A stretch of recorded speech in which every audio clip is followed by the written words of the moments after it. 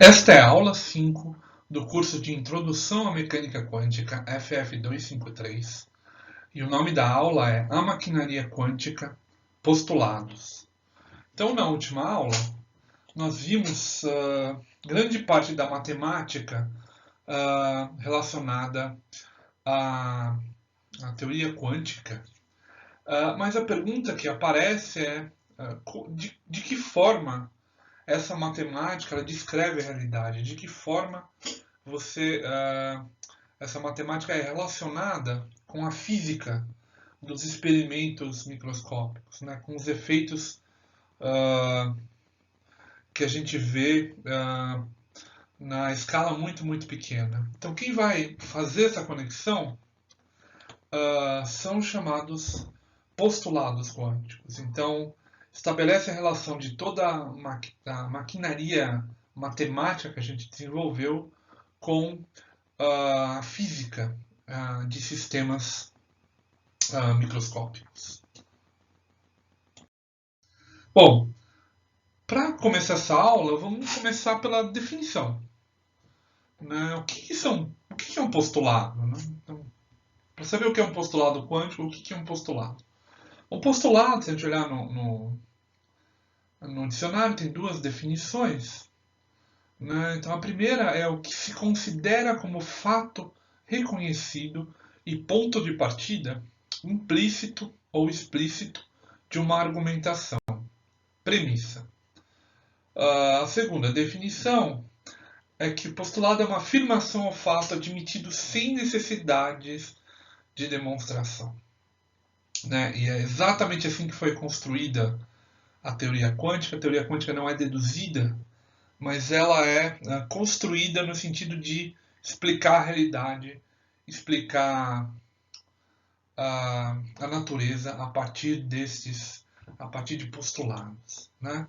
Então, os postulados, eles vão ser postulados matemáticos, né? Então, é essa linguagem que a gente está lidando, né? Mas a gente se sente seguro porque no curso, né? Dado que a gente já viu no curso, a gente está devidamente equipado, né? Matematicamente, para encarar esse problema de frente e para entender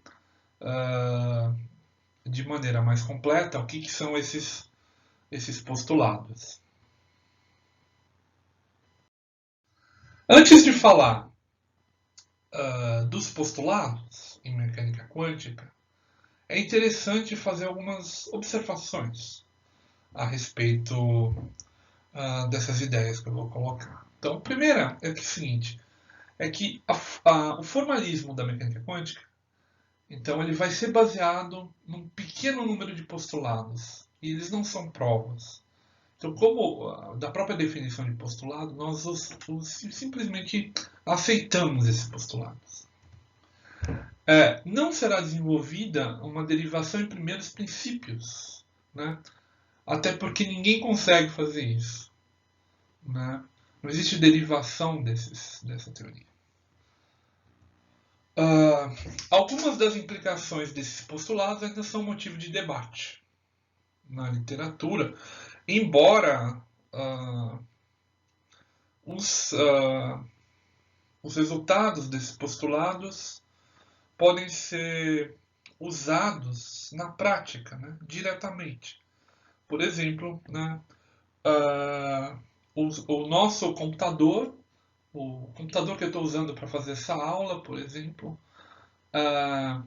ele só foi concebido, ele só funciona porque se entendeu a física de coisas muito pequenas, de partículas muito pequenas, e esse entendimento veio a partir dos postulados quânticos. Então, apesar de ainda ser as implicações quânticas desses postulados serem ainda motivo de debate, é uma teoria bastante prática. A gente fechar os olhos e usar, ela funciona, ela descreve a natureza. Né? Então a gente vai usar a mecânica quântica porque ela é simples, autoconsistente e altamente bem sucedida em explicar os fenômenos. Né? Então, como já mostrei, ela descreve muito bem os fenômenos físicos. Ela foi desenvolvida para explicar os resultados experimentais. É essa a ideia.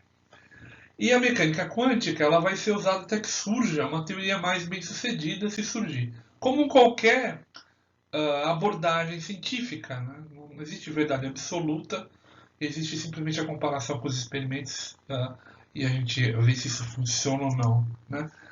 Pode dar uma falsa ideia, né, o que eu afirmei anteriormente, mas eu posso dizer que a mecânica quântica é a teoria mais precisa e fundamental da física. Se o mundo é alguma coisa, o mundo é quântico. O mundo é descrito pela física quântica.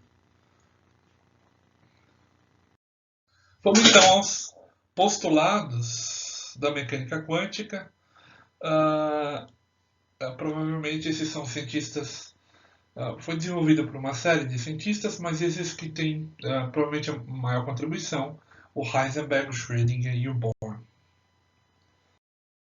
Então, o primeiro postulado que vai conectar a gente com a matemática, tudo que a gente viu, é o seguinte: um sistema físico, e aí você pode pensar numa coisa muito grande, sei lá, como uma molécula, ou algo menor como um elétron, por exemplo, sujeito a uma força. Então, um sistema físico ele é caracterizado por uma função de onda que contém, reparem nessa palavra, está escrita de maneira clara, ele contém toda a informação conhecida sobre o sistema. Então, a função de onda contém toda a informação. Então, qualquer informação, por exemplo, na descrição de um elétron, é dado pela função de onda do elétron. Então, a energia do elétron, momento angular do elétron, momento do elétron, posição do elétron, todas essas informações que podem ser medidas no laboratório, elas vão ser dadas pela função de onda. E normalmente a gente representa por essa letra grega psi, e ela é função da posição e é função do tempo também. A gente já viu como é que ela evolui no tempo. Tecnicamente, então, para os mais matemáticos, esse estado da partícula é representado por um vetor normalizado no espaço de Hilbert L2. Isso que é a função de onda. Então, a partir da função de onda, a gente tem um princípio quântico da superposição. Né? Então, dois estados admissíveis de um sistema quântico. Se a gente tem dois estados em que esse sistema quântico pode estar, então a soma desses dois estados também é um estado admissível para o sistema. O sistema também pode estar numa superposição entre o estado A e o estado B. Também é uma característica central da teoria quântica. Né?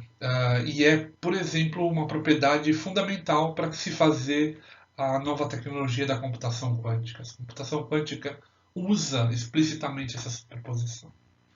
Né? E ela resulta da linearidade da equação de Schrödinger. Esse resultado já foi demonstrado nas aulas inferiores, nas aulas anteriores, desculpe. É tão importante esse resultado que o Dirac, um dos grandes pais aí da teoria, ele disse que o princípio da superposição representa uma das diferenças mais fundamentais e mais drásticas entre a física quântica e a física clássica. Vamos então ao próximo postulado. O próximo postulado quântico ele diz o seguinte: cada propriedade física observável, por exemplo, posição, velocidade, energia da partícula, ele é, na teoria, associado a um operador hermitiano. Olha só que interessante, né? Essa classe especial de operadores que a gente já estudou. Então, dado uma propriedade física A, nós associamos um operador A, né? Esse operador a gente já descreveu matematicamente, então por isso que eu disse que a gente tem as ferramentas para entender a teoria, o que é esse operador. Dado esse operador, ele vai ter um conjunto de autofunções e autovalores associados, né? Então, associados a esse operador, nós temos os seus autovalores. Okay? Essa conexão aqui é chamada de primeira quantização em mecânica quântica. É a chamada primeira quantização, essa associação entre esse operador e essa propriedade física. É chamada de primeira porque existe a segunda quantização também, que ela é dada num contexto de muitas partículas. Okay? Então, como eu já falei, dado esse operador, nós temos um conjunto de autovalores associado a esse operador, ok? E também um conjunto de autofunções associado a esse operador. Como esse operador é um operador Hermitiano, essas funções são ortogonais e com isso elas formam uma base do espaço. Ou seja, eu posso descrever qualquer estado a partir dessas autofunções. Resultado fundamental e postulado fundamental. Então, num experimento que nós vamos medir a propriedade física A, os únicos valores possíveis de se medir para a propriedade física A são os autovalores de A, os autovalores do operador A. Então, essa é uma característica,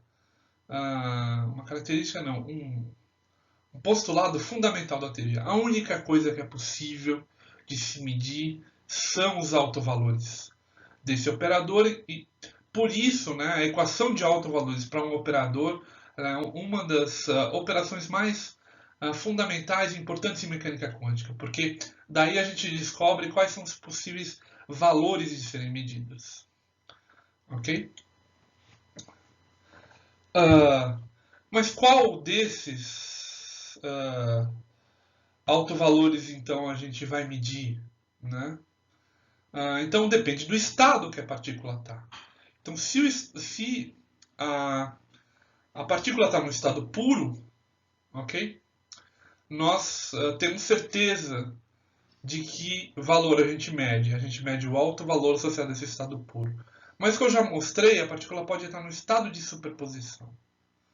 Então, se ela está no estado de superposição, ou seja, pode ser o estado que ela está, pode ser 1 mais o 2 mais o 3, por exemplo.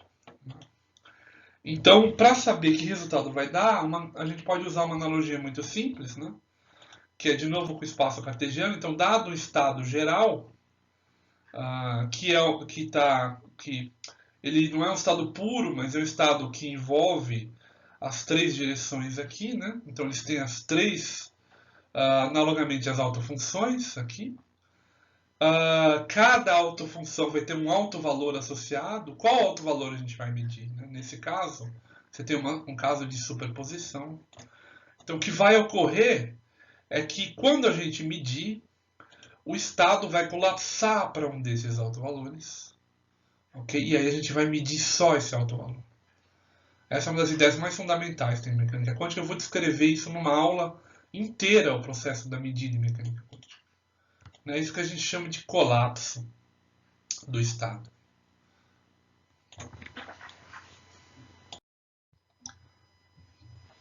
Bom, o terceiro postulado é que os operadores posição e momento eles são tais que obedecem à relação de comutação XP igual a IH. Esse resultado vai ter profundas implicações na teoria quântica. A gente vai usá-lo muito ao longo do curso. E, por enquanto, eu vou só fazer uma rápida demonstração que esse computador é verdadeiro, dado a forma explícita dos operadores que a gente já assumiu, né? Então, XP, vamos usar uma função auxiliar psi. Então, computador entre x e p é xp menos px. Então, da sua forma explícita, né, x é simplesmente a posição x. O operador momento é menos IH ddx psi. E aqui trocado, né, menos menos IH ddx, x psi. Então, esse primeiro termo não tem problema, é x, é menos IHx a derivada de psi, só que esse segundo termo, essa derivada vai ter que atuar. Então, fazendo por partes. Primeiro em x e depois em psi. Então, fazendo assim, né? Então, o primeiro termo é direto. Então, inicialmente, aplicando esse operador em x, derivada com relação a x dá 1. Então, só sobra psi. Então, é menos, menos, dá mais IH psi. E o outro termo, menos, menos, x d psi de x, que é exatamente igual ao primeiro termo. Eles vão se cancelar e a gente obtém IH psi, ou seja, o comutador, né? X de P, ele é IH. Né? Então, vejam que se a gente assumir, então, esse postulado que o comutador entre os dois dá IH, então, isso é perfeitamente compatível com a forma que a gente já definiu para esses operadores. Né? Esse resultado é tão importante, né, que ele está lá no túmulo do Max Born. Né?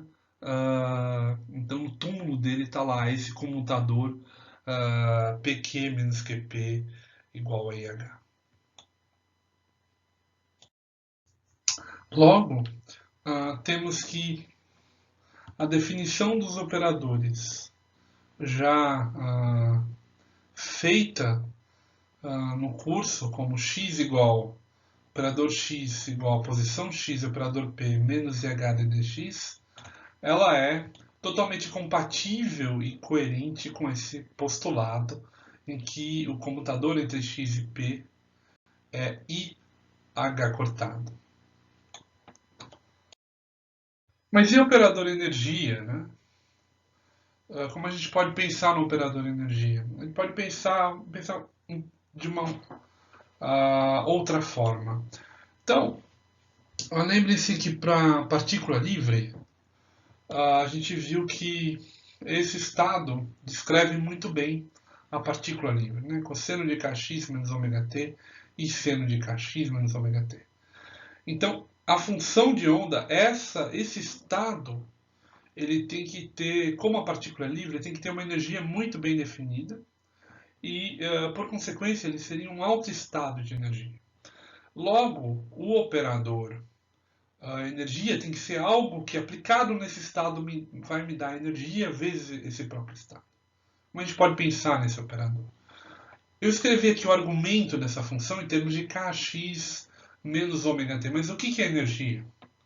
Né? Então, lembrando que esse operador, eu não sei o que é, vai ter que ser aplicado nessa autofunção. Já me dá energia, ok? Mas o que é energia? A gente sabe que em mecânica quântica, né, a relação de Planck, E igual a H cortado ômega. Então, é GH cortado a partir da frequência que esse operador tem que fazer com que apareça esse H cortado ômega. Bom, como eu tenho ômega relacionado a t, então é razoável pensar que o operador é alguma coisa como a derivada com relação a t. Né? Então, se a gente fizer essa conta, a gente vai ver que vai aparecer um ômega, aparece um ômega aqui, só que não aparece a função aqui, aparece uma função, de certa forma, invertida, porque o i está no cosseno e o seno não tem i. Mas é muito fácil de contornar isso, né? Dá para ver aqui diretamente, é só a gente pensar um pouquinho, né? Que basta a gente multiplicar essa derivada por IH, e aí esse sinal fica mais, esse i some e aparece um i aqui, ou seja, aparece a função e aparece H cortado ômega. É muito direto, né? O operador energia vai ter que ser IH ddT. Né? Então a gente vai obter que esse operador energia é IH ddT, e aí a gente tem as coisas compatíveis.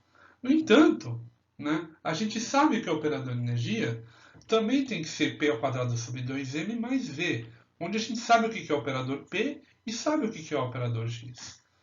Né? Então, esse operador E, ele, a partir do operador P, que é menos IH de dx, então P quadrado é menos IH de dx menos IH de dx, o que dá H cortado ao quadrado sobre 2m, d2 dx2 mais v dx. Então, temos uma forma do operador E, uma outra forma do operador E, mas só existe uma energia. Então, esse operador tem que ser igual a esse. Da mesma forma que a gente fez reduzindo a equação de Schrödinger. Né? Então, dadas essas duas formas, esses operadores têm que ser iguais. P quadrado sobre 2m igual a IH de dt. Mas essa operação ela não tem sentido se a gente não tem uma função. Né? O operador não tem sentido longe de uma função.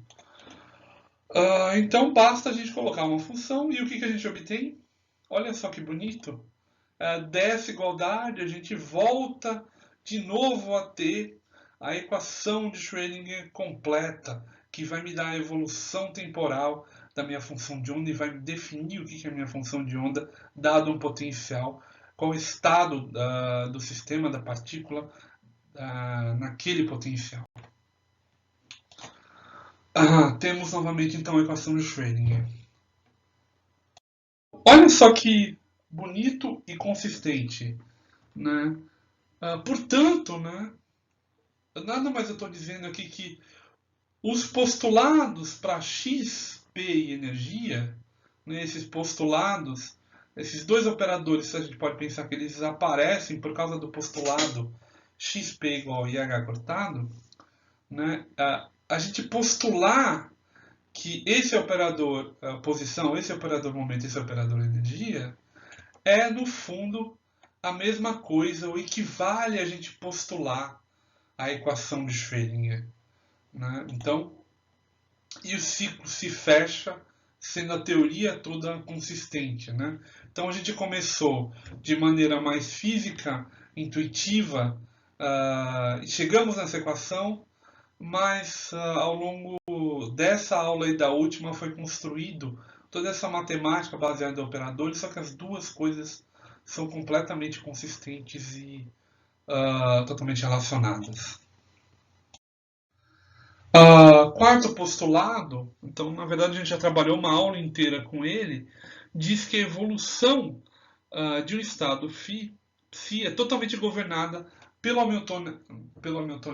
Hamiltoniano H e é dada pela equação de Schrödinger. Então, já vimos isso em detalhes, não vou entrar em muitos explicar muito isso, a gente já viu isso na aula passada. Então, essa equação governa como é que a partícula, como é que o sistema evolui no tempo de um dado estado para outro estado. Né? Então, o operador que aparece aqui, o operador hamiltoniano, né, em 3 dimensões é simplesmente a gente trocar essa derivada por um operador nabla 2 aqui. E, obviamente, que não há mais uma dimensão, então x passa a ser R, essa aqui é a equação de Schrödinger. Em 3 dimensões a gente vai resolver no curso essa equação para o caso do átomo de um potencial central, que vão ser as soluções iniciais para o átomo de hidrogênio. Né? Então H aqui é menos H cortado sobre 2m nabla 2 mais V de RT. O quinto postulado, ele é o postulado do valor médio de uma grandeza física. Então, a gente já viu que a gente associa grandezas físicas a um operador e o valor médio dessa grandeza é dado pelo sanduíche, né, num dado estado, é dado pelo sanduíche psi-complexo Psi desse operador A. O que quer dizer esse valor esperado de uma medida? Vamos passar daqui a pouco uma aula inteira falando sobre isso, né? Sobre o que é medida, mas a noção que a gente tem é simplesmente esse valor médio quer dizer um resultado análogo a distribuições clássicas, né? Então a gente pode fazer um conjunto grande de medidas e aí ter uma distribuição associada e tirar a média. Então esse resultado nada mais é do que essa média aqui de uma dada distribuição, só que a diferença é que quanticamente o que acontece, né? O único resultado que a gente pode medir é o alto valor. Então é uma uma distribuição, pode não ser contínua em geral, mas ela pode ser discreta. Ela, em geral, é discreta porque os autovalores vão ser discretos. O último postulado é uma ideia um pouco mais sofisticada da gente pensar não só a mecânica quântica para uma partícula, mas para várias partículas. E ela diz a respeito da função de onda de muitas partículas juntas, né?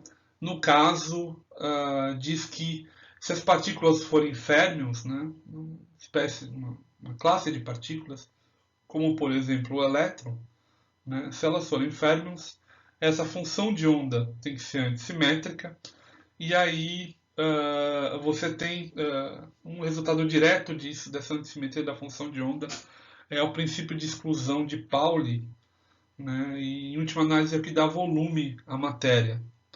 E se elas forem bósons, né, que é uma outra classe de partícula, aí a função pode ser simétrica, né? A função para bósons é uma função simétrica, e aí a gente não tem princípio da exclusão de Pauli e todas as partículas podem estar no mesmo estado. Talvez no curso a gente vá falar um pouquinho sobre essa mecânica quântica de muitos corpos.